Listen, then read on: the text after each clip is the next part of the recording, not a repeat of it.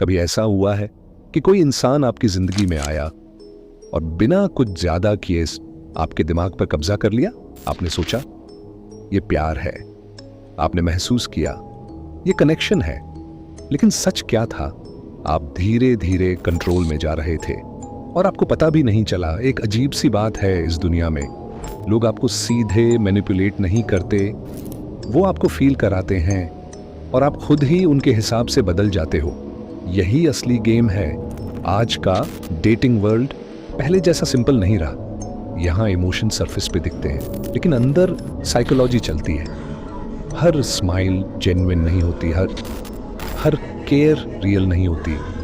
कुछ चीज़ें सिर्फ ट्रिगर होती हैं ताकि आप रिएक्ट करो और वो कंट्रोल ले। सबसे बड़ी गलती क्या होती है? हम वर्ड्स पे भरोसा करते हैं, जबकि सच हमेशा पैटर्न्स में छुपा होता है। कोई क्या कह रहा है ये मैटर नहीं करता, वो बार बार क्या कर रहा है, यही असली ट्रूथ है। अगर तुमने पैटर्न्स पढ़ना सीख लिया तो कोई भी तुम्हें इमोशनली ट्रैप नहीं कर पाएगा। लेकिन अगर तुमने ये इग्नोर किया तो चाहे तुम कितने भी स्ट्रांग हो, एक दिन तुम खुद को खो दोगे। आज मैं तुम्हें कुछ ऐसे साइकोलॉजिकल पैटर्न्स दिखाने वाला हूं जो दिखते सबको हैं, लेकिन समझते बहुत कम लोग हैं।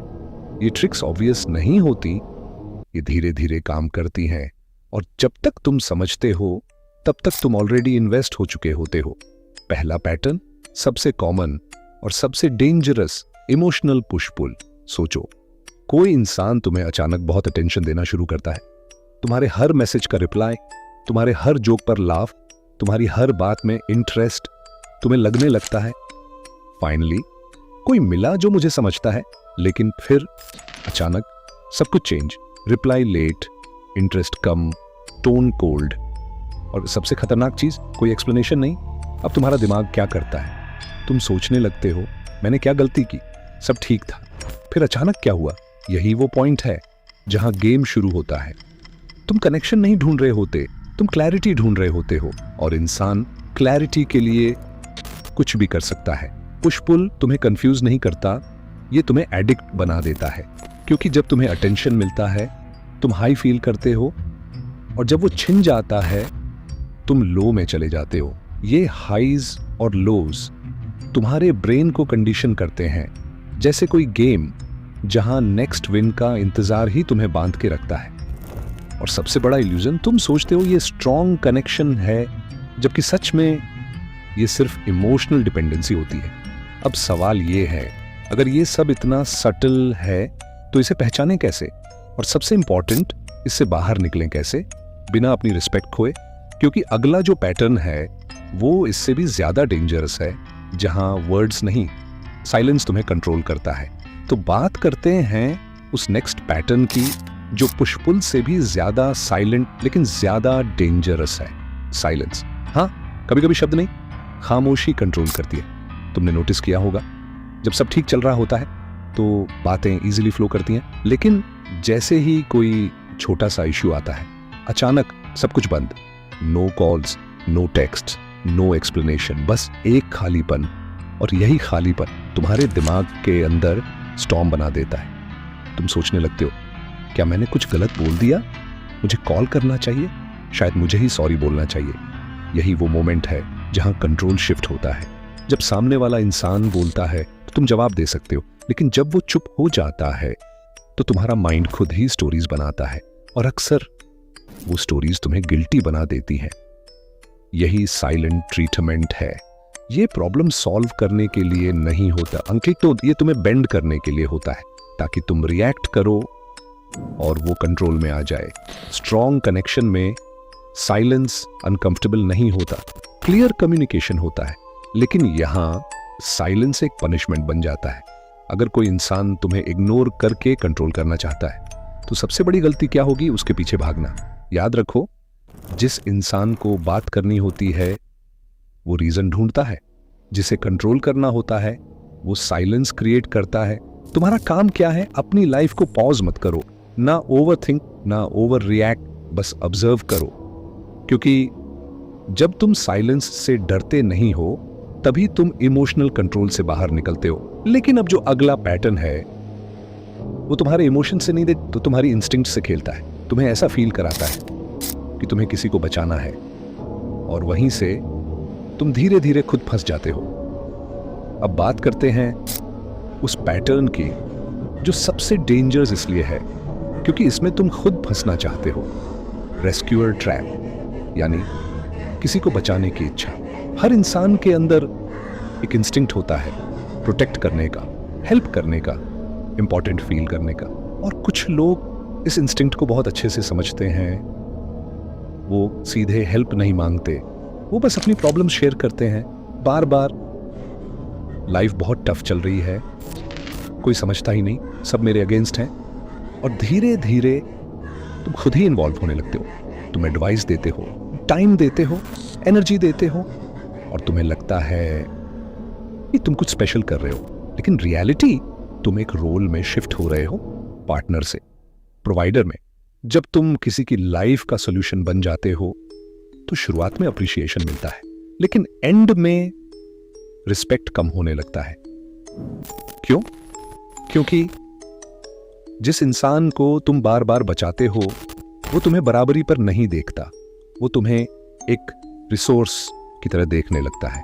और सबसे डेंजरस पार्ट, तुम खुद भी इस रोल में कंफर्टेबल हो जाते हो क्योंकि तुम्हें लगता है अगर मैं नहीं रहूंगा तो इसका क्या होगा।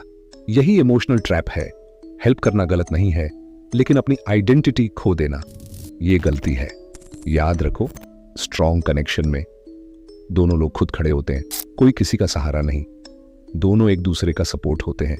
अगर कोई इंसान बार बार तुम्हें अपनी प्रॉब्लम्स में खींच रहा है तो एक कदम पीछे हटो, ऑब्जर्व करो, क्या वो ग्रो करना चाहता है या सिर्फ तुम्हें यूज कर रहा है।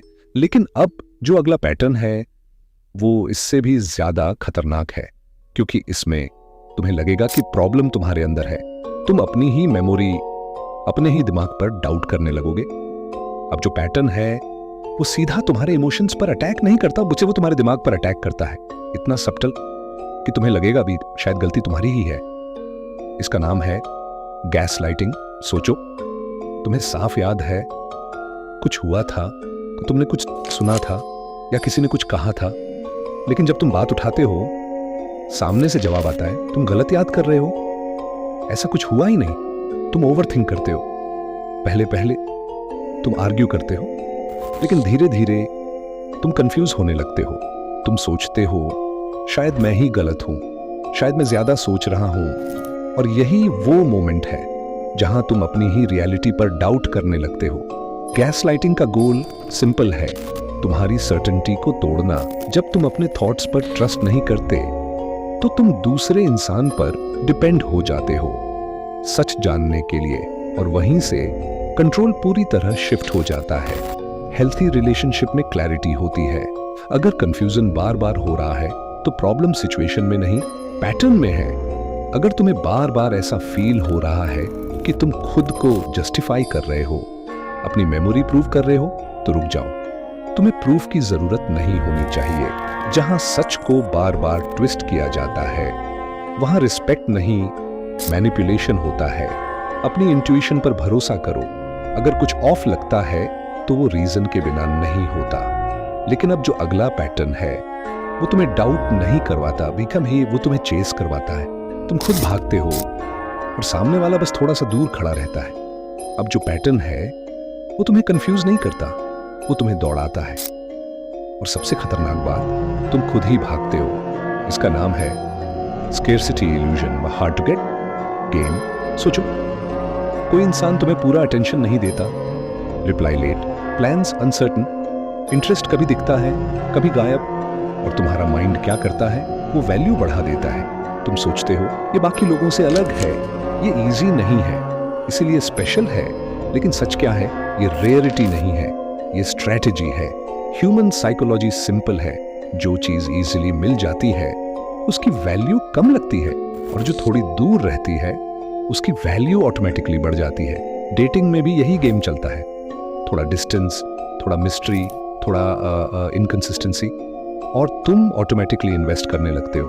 लेकिन यहां सबसे बड़ी मिस्टेक क्या होती है, तुम सामने वाले को नहीं, उसकी अवेलेबिलिटी की कमी को चेज कर रहे होते हो। जो इंसान जेन्युइनली इंटरेस्टेड होता है वो एफर्ट शो करता है, क्लैरिटी देता है, टाइम निकलता है। जो तुम्हें कंफ्यूज करता है वो तुम्हें चूज नहीं कर रहा, वो तुम्हें टेस्ट भी नहीं ट्रेन कर रहा है। अगर कोई हार्ड टू गेट खेल रहा है तो उससे जानने की कोशिश मत करो, गेम ही मत खेलो। अपनी वैल्यू को किसी और की अवेलेबिलिटी से मत जोड़ दो। तुम ऑप्शन नहीं हो, और जो तुम्हें ऑप्शन ट्रीट करे वो तुम्हारे टाइम को डिजर्व नहीं करता। लेकिन अब जो लास्ट पैटर्न है हो सकता है